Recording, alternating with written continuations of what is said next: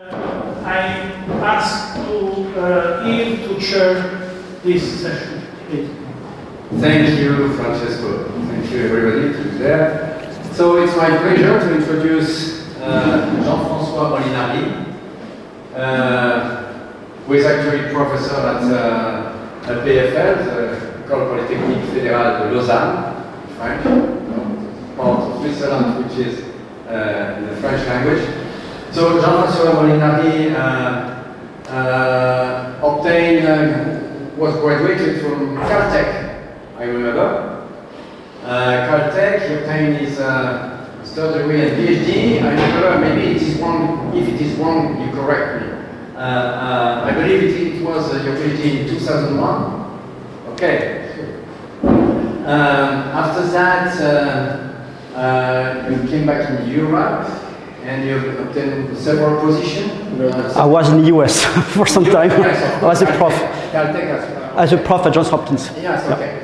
Yes, in Johns Hopkins. Yeah. Johns Hopkins, and after that, several positions in France, in École Normale Supérieure of Cachan, now Paris-Saclay, and also École Polytechnique.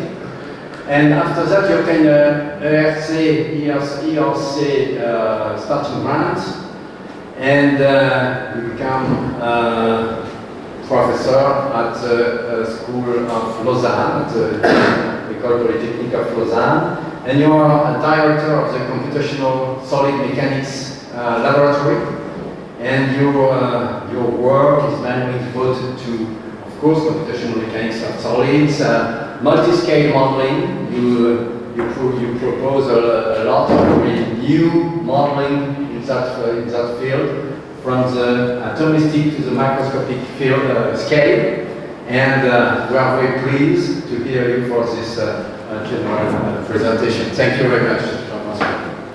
Thank you very much, Yves, and thank you for this society to give me the honor of the stage. Privilege to be here. It's a Beltrami Prize, and it's humbling.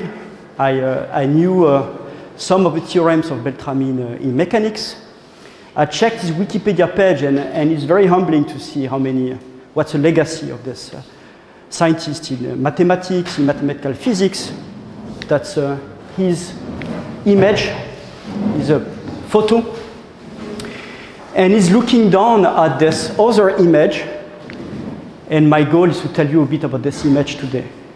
This image was produced by Thibaut Roch, a PhD student in my lab who just graduated. And he obtained a prize for a scientific image from the Swiss National Science Foundation. This image is called Mountains of Friction. And we have Beltrami looking down at the complexity of those mountains of friction. I will tell you what this means, right? That's the objective of my talk, is to describe this picture, which has a lot of complexity. Okay? So we have complexity in the title of the talk, because this is a workshop, a conference about complexity in mechanics in general. So this work is a collaborative work, I should say, with my group at EPFL and also colleagues at the Weizmann Institute in Israel, in Rehoboth. In particular, Eran Burgbinder and his collaborators, Efim Brenner and Michael Adam at the time. And I want to spend just a bit of time, because we always miss this, I want to highlight the people who did the work on my side, okay, the PhD student that graduated in this thematic about looking at friction at interfaces at a large scale. We do multi-scale modeling, but here will be very, very macroscopic way of looking at friction. And today we're starting, well, about a year ago, Roxane is a fourth PhD student, consecutive PhD thesis in this field. He started the activities at EPFL with Dave Kammer. Now Dave Kammer is a prof at ETH Zurich. We have mostly also the work that I present today is the work of Fabian Barras, who is a scientist at Oslo University, and Thibaut Roch, who just graduated, is moving to Amsterdam on next Monday, I think. Okay, so those are the people that actually did the work on the side of, on my side. So this is a talk about complexity, but I have to define a bit what I mean by complexity. I'm not talking about the complexity our colleagues in geophysics deal with. Earthquakes are known as a stick-slip instability. There's a lot of complicated stuff that goes into earthquakes. In particular, I would say geometric complexity. That's we're going to swipe aside. I don't want to deal about geometric complexity. So just to illustrate my point, here you have a view of the San Andreas fault in California. So this is a fault. At a large scale, you see it's actually not one fault, but there's a network of faults. If you zoom on this little square, no, on this little rectangle in blue, you see the zoom here, you have an idea to smaller scale of a geometric complexity of this fault. And if you keep zooming on this little orange rectangle, well, look at this very complicated damage network. So when you do sliding of this, it's extremely complicated. I will add to this that there are a lot of uncertainties on the mechanical properties underneath. You have geological layers, okay? This is not the topic of this talk today. We're going to swap this on the side. Also, we're not going to discuss about a lot of physics that happens on earthquakes. For instance, what's the influence of a gouge, of a mess you produce due to where friction is creating a lot of debris that accumulates along the fault. We're not going to discuss this. We're not going to discuss also fluids, poroelasticity, flash heating, thermal pressurization, all very relevant mechanisms. Let's skip this. Another type of complexity we're not going to deal with, in general, is this working? Yes, on tribology. So this is a popular image taken from a review paper from a workshop that I participated in 2018, okay? And that shows the variety of chemistry and physical mechanisms that take place in an engineering, not at the scale of an earthquake, but say an engineering component that is a tribological problem. You have a lot of keywords: quantum effects, corrosion, phase transformation, fur body, wear. I worked a lot on wear. I'm not going to discuss this today, but a lot of keywords. Each one of them, you could make a very successful career as a scientist or an engineer to dig deep into one of those mechanisms. We're going to push this aside. We're going to simplify the problem we discussed today to its minimal components and yet get complexity, as you will see. I want to highlight one of my favorite papers of all time. And if you don't know anything about tribologies, I'm not a tribologist, but I'm more and more going to conferences in tribology. I would encourage you to read this paper of Meng and Ludema in 1995, who basically made a review of 300 different equations on friction and wear, because it's very important for industry, friction and wear. It's very important for sustainability, in fact. So from an engineering point of view, we need formulas. And this paper makes a list of 300 different formulas. Some of them have up to 25 different parameters and feed constants that go in it. It's a complete mess, okay? We're going to try to forget about this and again simplify this to its minimal components. So what I want to talk about today is very simple, and I will step away from this complexity in tribology that I want to illustrate in one final slide taken from a VAMAS report. That's a great slide to summarize tribology. It's a blind test that was organized by VAMAS. This is an organization. And the blind test was, we're going to give you to different national labs all over the world known samples, known materials with a known roughness, known conditions of humidity, pressure, temperature. So everything is controlled and known. And please come back to us as a blind test with a measurement of a friction coefficient. And this is what came out of this. So you see the names of the country. C is for Canada, F is for France, Italy is here. And you've got stars, data points from those labs, experts who know what they're doing. Those are national labs. They are experts in measuring friction coefficient. And you see that the friction coefficients vary from 0.3 to 0.9, and it has to be bounded between 0 and 1 for those systems. So this is huge variations. Okay? We can discuss this later if you wish, if you have questions about this. I find this very interesting and fascinating. Okay? So there's no such thing as picking a material coefficient in a handbook. It's a system property. There are good reasons for this. We'll touch a few of them today in my talk. So we had a lot of excellent quotes from the talk of Sébastien this morning. I want to add one that I love from the Prof from Caltech. This Prof from Caltech is called Jan van de Stopschroot. I think it's a Dutch name. Professor in computer science at Caltech. He actually went a bit crazy. He burned his house His wife and kids escaped. He died in a fire. And what he said is so true, so beautiful. He said, in theory, there is no difference between theory and practice. But in practice, there is. There should not be any difference between those points. Okay? So I like to do theory. It's humbling comment. It's so true. But we try to do theory rooted in experiments and observables. Let's see where we get. So this is the overview of my talk. Okay, so it took me some time to get this animation to work. Look at this. We're going to take two blocks, very simple system, homogeneous properties, linear, elastic material, small deformation. We know the Young's modulus, same material on top and bottom. We're going to push them. There's going to be friction at the interface. We will have periodic boundary conditions on the side to mimic infinite sliding. And this is what will happen. We put things to motion. Look at this. Challenging PowerPoint animation. And we're going to look at what happens at the interface. Very simple, yet out of such a simple system, you see richness and complexity will emerge. And if you know chaos theory, maybe it's not so surprising. You know, little variations in the parameters can lead to a variety of effects. Okay, but the point that we deal with homogeneous properties. We're not going to put noise in the system. Noise will naturally evolve from elasticity, elastodynamics, interactions, and disorder will come out of this. Disorder is not to start from, but disorder will come out, emerge. Okay, just a few words about some of the things we develop at EPFL in my lab. We are primarily a numerical lab, and I could have given a talk on open science. We take a lot of energy developing methods that we put as open source. You can find the software on GitLab.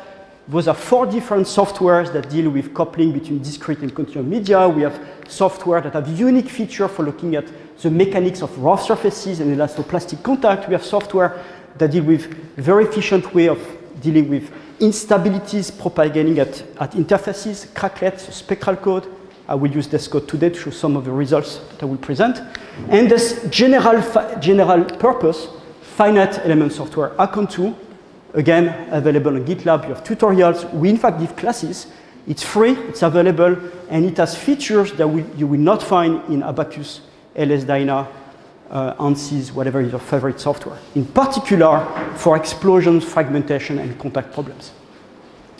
OK, so we'll use Akon2 and Cracklet, those 2 software. Akon2 is quite expensive. It's a finite element code. So you need to mesh your whole geometry. But that will give you the opportunity to understand the dialogue with the boundary conditions. The spectral code is very efficient because you discretize only the interface, where's friction, but then you need kernels to take into account the elastodynamics. So things do not come back to the interface. There's no reflections of waves. And this will turn out to be important today. Okay, so this is the outline of my talk. There are 3 concepts I want to develop. And the first one I will spend the most of time on, and I will try to bring it up to speed. If you're not so aware on friction, I will maybe use a board if needed. We'll see. But first concept I want to talk about is this notion of stress drop, which in my opinion is very important to understand when and where you can view a friction problem as a fracture mechanics problem. Okay? And I will go back to remind you about fracture mechanics equations a little bit. So when friction is fracture, or when friction is friction. First part of the talk. The second part of the talk I will go much faster, but I want to illustrate, and it's not a surprise to mechanicians, I want to tell you that boundary conditions matter. You know, do you apply a force on a boundary or displacement on a boundary? And I will select some different richness of modes of sliding at the interface. And finally, I want to emerge how you can get statistical complexity out of a very simple, the one that I illustrate with my 2-block sliding. Although everything is homogeneous, elastic, we'll have complexity coming out of this. All right, so I need to give you a bit of background on what are known as lab earthquakes. There are many, many very excellent groups worldwide studying in depth lab earthquakes. So a lab earthquake is basically reproducing an earthquake within a setting of a lab at a small scale, trying to reproduce some features that would be observed in nature at a larger scale. So control experiments. So here I'm showing on the right, oops, what did I do? Okay.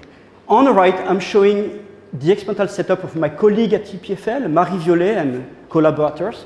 Look at the scale, this is 1 meter. So the whole apparatus is 3 meters. She's applying pressure on this. It's 2 plates that are sliding.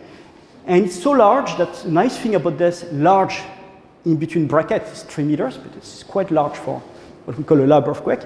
She can look at complexity in terms of introducing distribution of pressure along the side of the plate.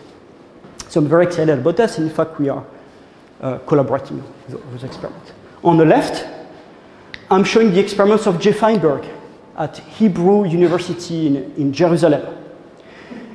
Jay and his team have done a lot of exciting advances in a control understanding of lab earthquakes.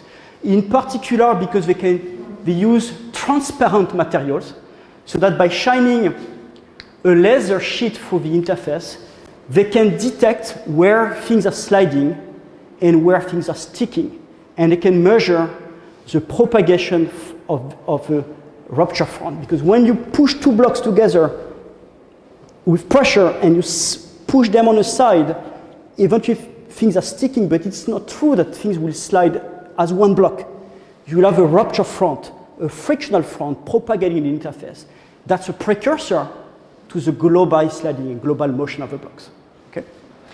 In addition, they measure with strain gauges as close as they can be to the interface. They measure the stress components, the strain components. And they have, therefore, a measure of a stress concentration near the interface. And they have data that shows that linear elastic fracture mechanics explains what they observe. So they take fracture mechanics theory and can basically tell us why and how things propagate at the interface. They are not the only one. We have groups in France doing this. We have groups in Japan. We have groups in the United States, Rosakis at Caltech, at Cornell. So there's a lot of different labs looking at this because there's exciting science on the frictional front. So I want to pause a little bit and just reflect on this because it's not at all intuitive, at least in my mind, why fracture mechanics could be used to look at a frictional problem. And this is my half a slide on fracture mechanics. So if this is too basic for you, I apologize, but I need to bring back those equations in mind. So what is fracture mechanics? That's what you will cover in a few weeks class, graduate class on fracture mechanics at EPFL, for instance. And here I'm talking about linear elastic fracture mechanics, mode 1, so opening mode of a crack. And let's take a very simple structure, a plate. And this plate is subject to far field load. I'm pulling with sigma naught on top and bottom. And this plate is perturbed because I've introduced a crack here of length A. Without the crack, the line forces from the top boundary to the bottom boundary will be unperturbed. The line forces will be straight lines. But not because of this crack, and a crack has a 0 stress condition on it. We have sigma yy is equal to 0. Well, the line forces are cut, and they're deflected, and they concentrate at the crack tip. And the piling up of those line forces that are cut at the crack tip leads to the emergence of what is known as a stress intensity factor. We call it K1. Okay? Stress intensity factor, of course, is going to be proportional to the length of your crack, to square root of A, in fact. And that gives rise, mathematicians have shown, that gives rise to what is known as a stress singularity. There's one over square root of R dependence. So when you go closer to the crack tip, your stress explode. Okay? They go to infinity, mathematically speaking. In fact, you have a process zone at the crack tip that determines the dissipative mechanisms. And if your process zone is small enough compared to the other dimensions in your problem, you fall in a realm of linear elastic fracture mechanics. And what Griffith tells us is that with the stress intensity factor K1, you can compute an energy release rate, G, That's a flux of energy at the crack tip. You have budget money at the bank that you can spend to grow the cracks, and the price to pay for your cracks is basically proportional to surface energy if you have a brittle material, and we call this GC. Okay, that's a material property. Griffith tells us that the crack motion propagation is controlled by this energy balance principle, G is equal to GC. Fracture mechanics, very basic knowledge. Now, what is the deal? What is the difference when we deal with frictional rupture? We're moving to the right-hand side of my slide. When you have frictional rupture, we have an instability, a frictional rupture from propagating. Maybe it starts at this orange point, and it goes left and right. It separates a region where things are sticking, so V, the material velocity, is close to 0, from a region where things are moving, I'm sliding, and V is different from 0. But the point is, the difference with this is that here we have a shear stress, tau xy, because there's friction. And this friction means I'm carrying some forces. And therefore, maybe my line forces coming from my far field shear stress load, tau d, my driving stress, are not unperturbed, maybe. And maybe I have no stress drop. And if I have no stress drop, I have no stress singularity, I have no stress intensity factor, and I do not have this energy principle G equal GC, because I'll lose the stress drop. So that's the difference. We have friction that can hold forces, and here on the left fracture we have really damaged material. Okay, so we're going to look at this, and I want to turn to some experiments before we go in the numerical simulation of this problem. And here I'm showing the simulations of from a lab of Ares Kozakis at Caltech. I want to point out to you another difference between friction and fracture, is that we have another type of mode in frictional problems. On the left, you have what a crack-like mode, visualized with photoelasticity. We have two cracks propagating left and right, the stick region from a moving region, V larger than 0, and you see the stress singularity here with photoelasticity.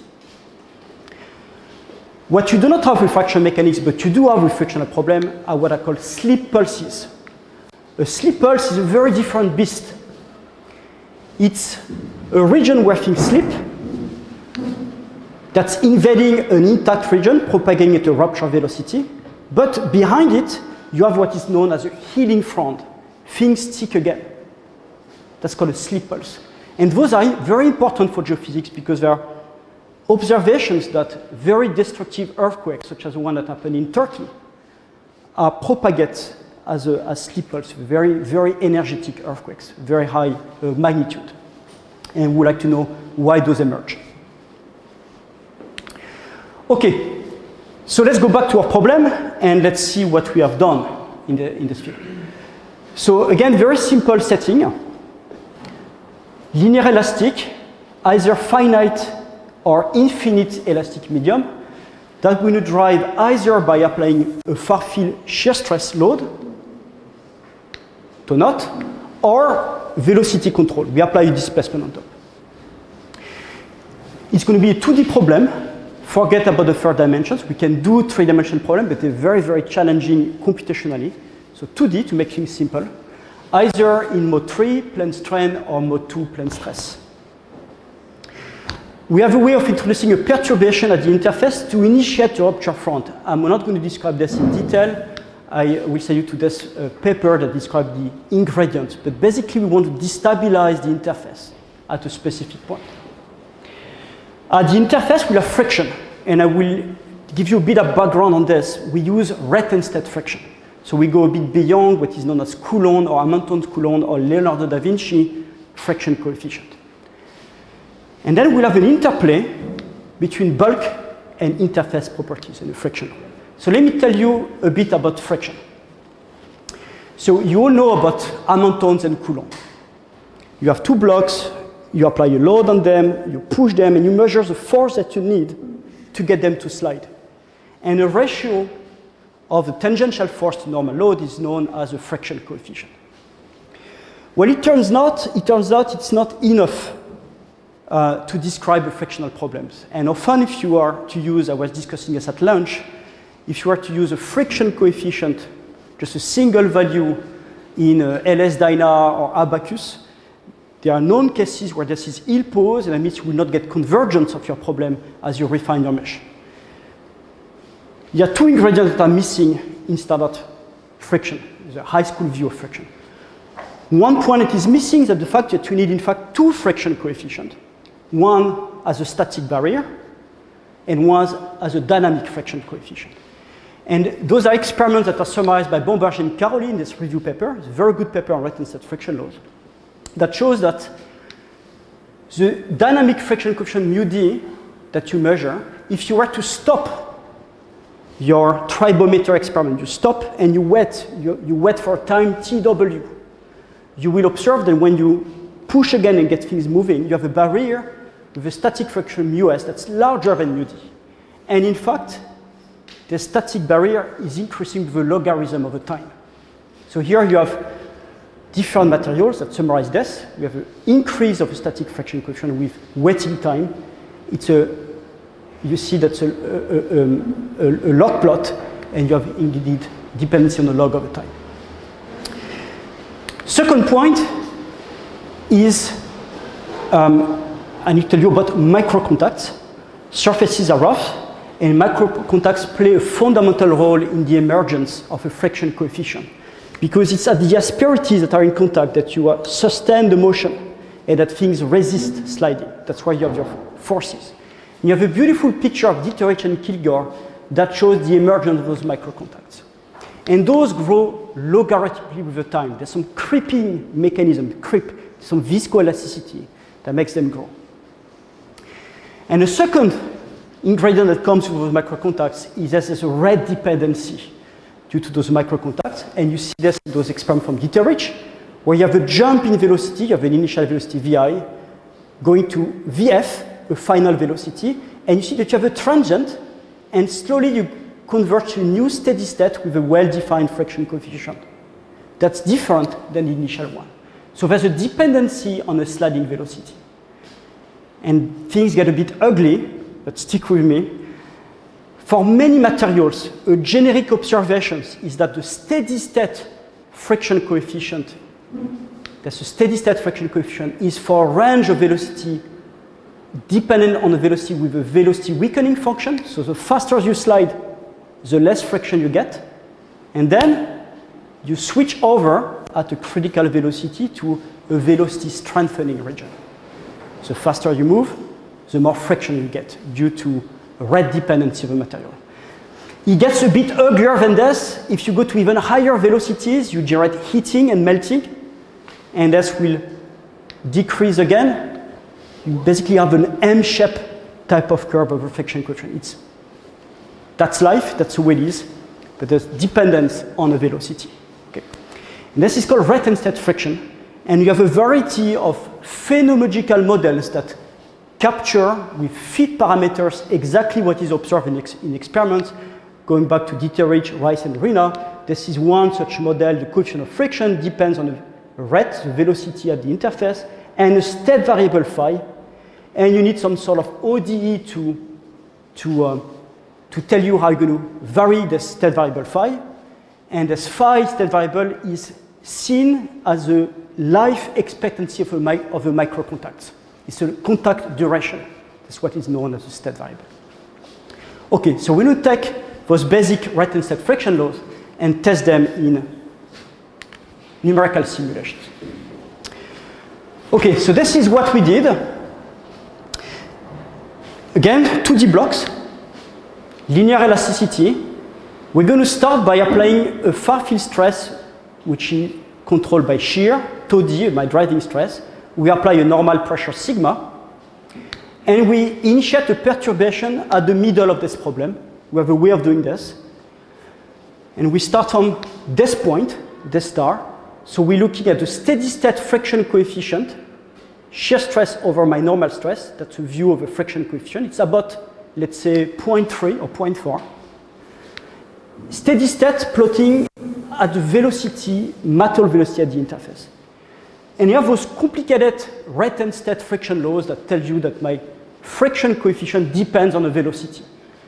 If I take this orange curve, you will see its velocity weakening completely. If I take the red curve, it's velocity weakening, and then it goes back up, strengthening. And I want you to think about Newton's law for a second. And Newton's law tells us that sum of the forces is equal to mass times acceleration. So if I want to be in equilibrium, I do not want to accelerate, I must have sum of the forces equal to 0. Therefore, that means that the force I apply on top of my block has to be equilibrated by an equivalent force at the interface opposite. Okay? And then I can move my block at a constant sliding velocity. If it's not, it will accelerate or decelerate. So my far field stress, tau d, is given by this green line, this horizontal line. That's my far field stress. And it gives me 3 intersection points with my friction law. So 3 yellow stars. Okay? So we have a point on the left, a creeping region. At this point, if my friction coefficient is at precise value of tau d, with this sliding velocity of about 10 to minus 7 meters per second, I have a steady state motion of my block. I have another point here, but this is an unstable point. It's unstable because I'm velocity weakening. That means as soon as I move a bit faster on the interface, I reduce my friction coefficient. If I reduce my friction coefficient, there's less balancing of the force, there's more imbalance. Therefore, I accelerate. If I accelerate, I reduce my friction coefficient further, and so on and so forth. It's accelerate. There's a third point here, which is very happy because it's on a stable branch. It's a velocity strengthening part of the branch, which tells you, although that most friction laws implemented in codes are velocity weakening, to get a steady state, you have to go with, on a physical basis, you need a velocity strengthening branch. Okay, so we have those 3 points. And now let's move to the point 1 of my talk, which is the most simplest concept ever, but that is really hard to explain for some reason, although it's very simple.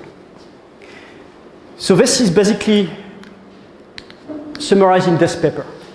In this paper, we have this very simple concept that tells you why friction is fracture under some circumstances. So the first message of my talk that I would like you to return, and there's 2 more, that's the first point. It turns out that when you deal with fast rupture, by fast rupture I mean it's violent. It makes noise. You hear a crack, a boom. Okay. When you hear a boom, it means you send elastic waves. There's energy taken away from the interface. And this energy taken away is related to what is known as a radiation dumping term. That's this term in red. So the far field stress tau d differs from a stress at the interface, my steady state shear stress at the interface, by this red term, this radiation dumping term. Okay. That gives you a stress drop. Remember, if you have a stress drop, then you get a stress density factor. Then you can compute an energy release rate, and you can apply Griffith maybe and verify, do I get G is equal to GC? You need a stress drop. The stress drop is given by this radiation dumping term. Look at this radiation dumping term. It depends on a shear modulus, a bulk property. It depends on a shear wave speed, CS. That's also a bulk property. And it depends on a jump between the sliding velocity and the initial velocity. So jump in velocity. So what you measure at the interface as a friction coefficient and the stress drop depends on bulk properties. So that's a very simple concept that tells you that friction is not an interface property alone. It's and what you measure experimentally, it also depends on the bulk properties. Okay. Essentially, what this radiation dumping term gives you, it gives you an effective friction law. I can take both my friction laws, the red one or the orange one, and add to those laws. I can add this radiation dumping term that depends on a sliding velocity. And that gives you a new intersection point. with my far field driving stress. So we can predict what would be the sliding velocity given tau d, given the far field stress and the friction. We can tell you how fast it will slide and what would be the stress drop. These are known outputs of this paper. And we can verify this. We can verify this with the data from Caltech, looking at the experience of Rosakis. They detonate here an earthquake. It's two oblique plates loaded with some pressure here. They have a technique to visualize particles on the surface and measure velocities. They measure stress drop. And that's what they report. Those color points are what they report. Delta tau for different velocity they measure. And a theory predicts a linear dependency. This is black line. Fits the observations. We can also do simulations. We can take a spectral code and play with the far field stress tau d, and we can generate events along the position x along the interface. We're looking here at the shear stress. You see that we have the far field stress tau d, but we've nucleated an earthquake here in the middle. We have the stress drop. We drop the stress. This is delta tau, this drop. We have two fronts propagating at a velocity CR, left and right. And we can measure what is delta tau as a function of tau d. And based on a theory, we expect the continuous lines. And we get numerically those points that work very nicely for the velocity weakening strengthening law. Not as clean for the orange points, but that's because it's very unstable velocity weakening law that gives more numerical a bit difficulties. Okay. I want to highlight that this is view of frictionless fracture is a short-term effect. It's short-lived because I need this radiation dumping, this energy taken away that travels in my system. If it's an infinite system of this dumping, it doesn't come back. But if you have a finite size, if you have a finite plate of height h, the waves travel back to the surface, free surface, and come back eventually. So at longer time scales, there's no stress drop anymore. Things have to equilibrate. And I will then get to a point where friction is friction. There's no stress singularity anymore that will emerge from this. And we can visualize this by looking at 2 points along the interface, this blue point and this red point. We're going to look at the slip velocity. You're going to see how those 2 points will move in this space, which shows a local friction coefficient as a function of slip velocity. And initially, we got stress singularities. They are spikes. But the spikes go away because each time we have wave reflections, well, things accelerate a little bit till you satisfy some of the forces equal 0. But you see that the profile of velocity is a bit chaotic, but you lose the singularities at some point. It becomes more or less flat. And you see how those points are inching their way back to what should be the true equilibrium, the intersection of the far field stress to the and my friction law. It has to go there. It has to inch its way. Another way to look at this is to look at the simulations looking at the velocity magnitude. You see the crack propagating at the interface. You got waves in your system. But each time the waves come back, the plates accelerate a bit more. It becomes more and more red because, again, it's a velocity magnitude. It has to accelerate till you reach a true equilibrium in between brackets because there's still wave dynamics in there. Okay? Then if you agree with this, I will move a bit faster here. If you agree with this notion of radiation dumping and stress drops, you can apply, for the short-lived event, you can apply all the tools of fracture mechanics. So this is one we have done with Fabien Barras. You have access to the, at a given time, to the stress profile, that's the line in green. You see the stress singularity. You can access the velocity profile in blue. You have theory from fracture mechanics. You know how the stress profile should vary as a function of stress intensity factor that you can compute. So basically, we're able to compute an energy release rate G by fitting the observables with fracture mechanics theory. Okay? So we have an estimate of G, and you see that G as function of front position is increasing because the crack is getting longer.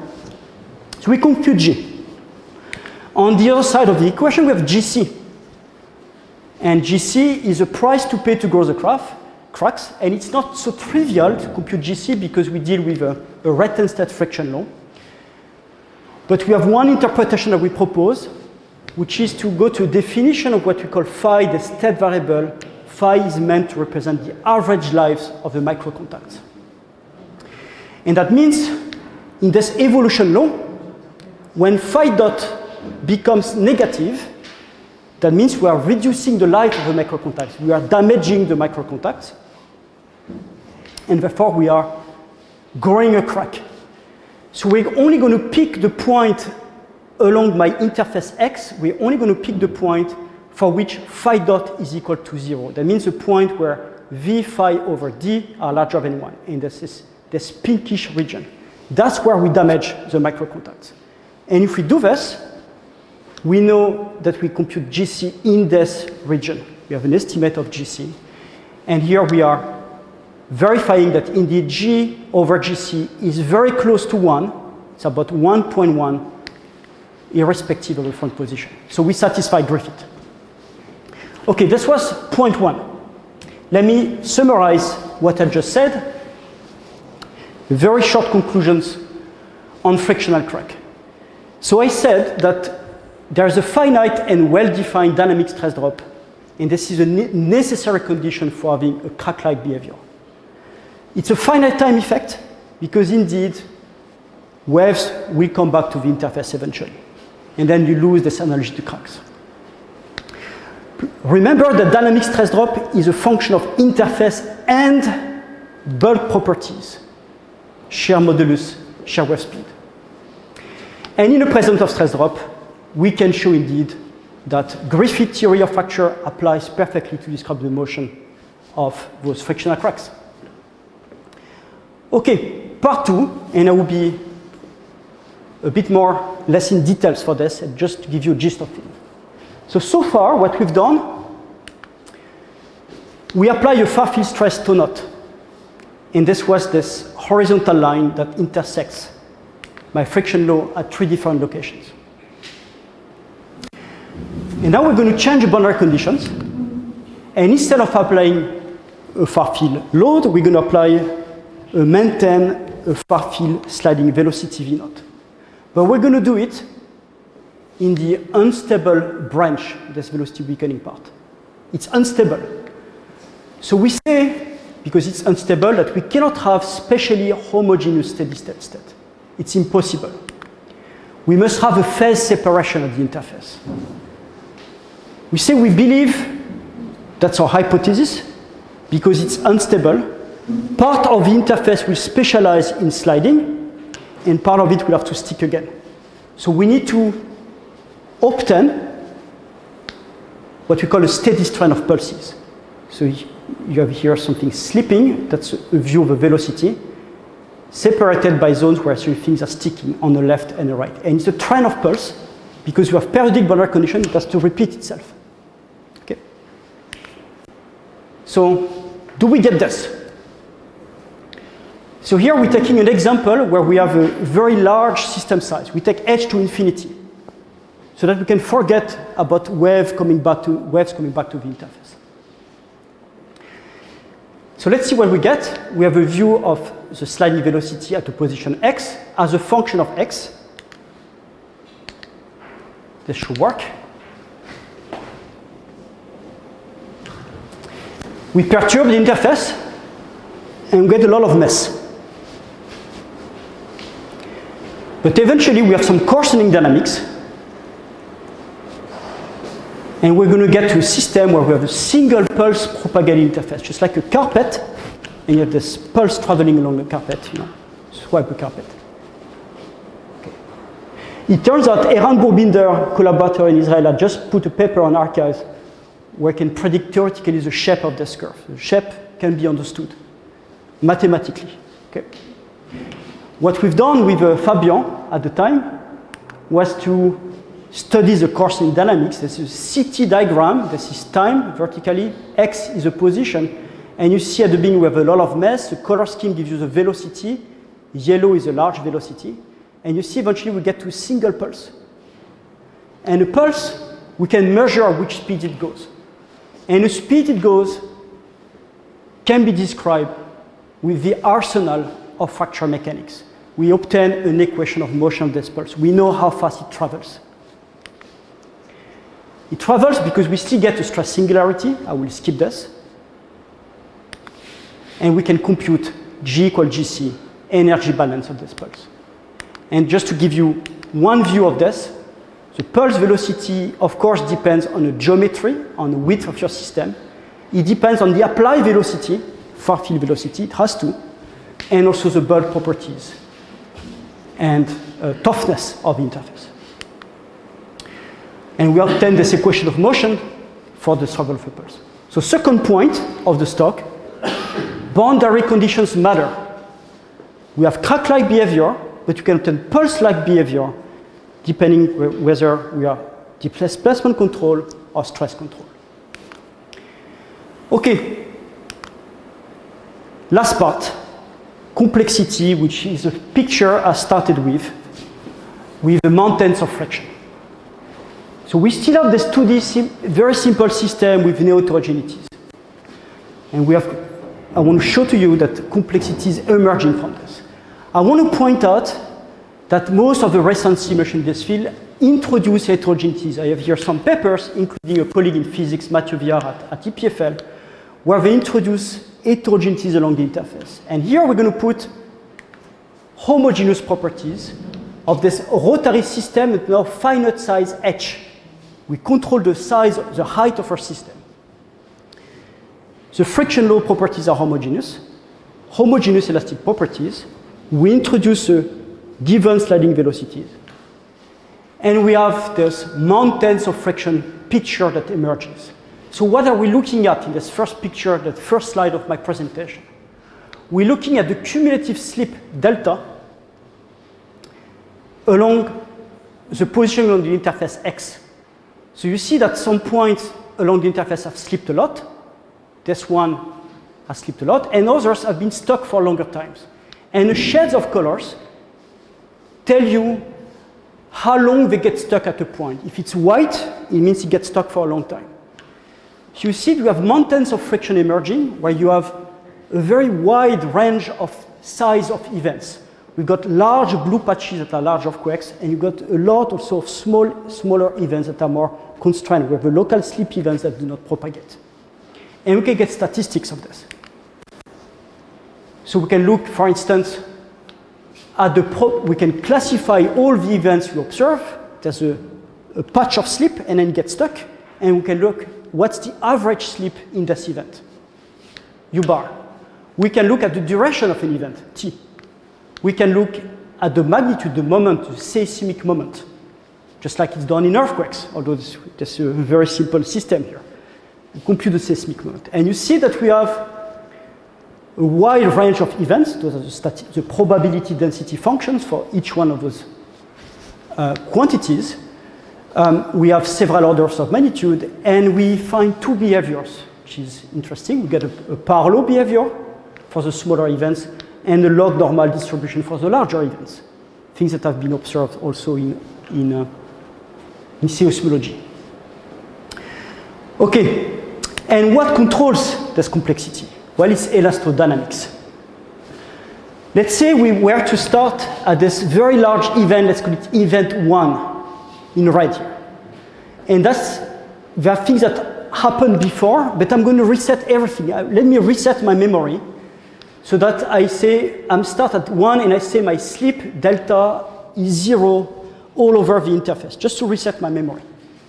After event 1, you get a profile of slip corresponding to this event that follows the shape predicted by fractional mechanics. And things look still a bit simple for the slip. But look at the state variable and the shear stress. Already more complicated because at the border of your event, you get stress concentration. And the stress concentration together with elastodynamics, with wave coming back, introduce gradual creep events that initiate at a longer time scales, at larger times close to the stress concentration.